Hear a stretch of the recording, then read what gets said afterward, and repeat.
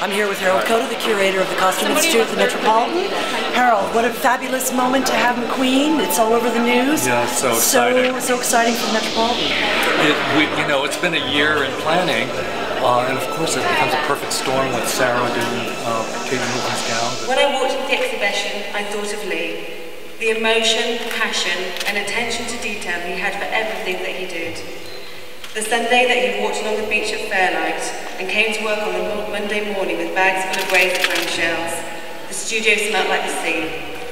I'm very proud and honoured to have worked for him. He truly was a genius. He was an extraordinary designer, not only in terms of his craftsmanship, his skills in terms of the atelier was extraordinary. But he was a designer who I think engaged very deeply with complex ideas, and I think he advanced fashion and challenged how he understood fashion. He went beyond the sort of idea of fashion about wearability or functionality, and looked at fashion as being something where you could dream and shape ideas of identity or gender, race or class. I think it's more about a kind of romance that Lee had, but was always in a kind of fighting in a tension with sort of the darker side of nature and life.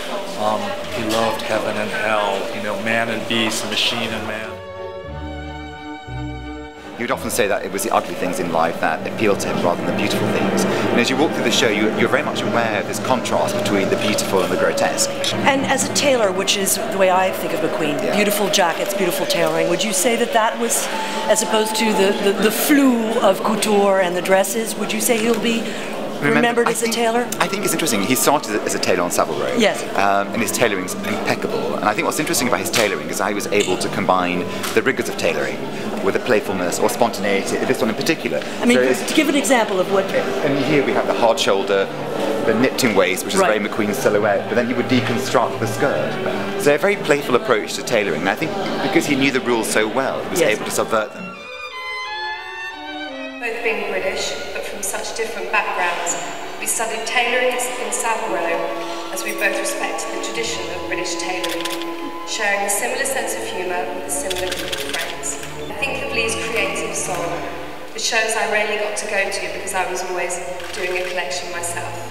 His shows were always such events, and much discussed by everyone in the industry for being dramatic, subversive, and just plain beautiful.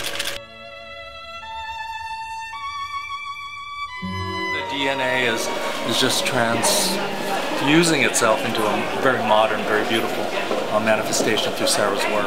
And because she worked so closely with him for 14 years, yes. she understands his mind so well. So I think she is advancing it in her own direction. So it's a wonderful legacy.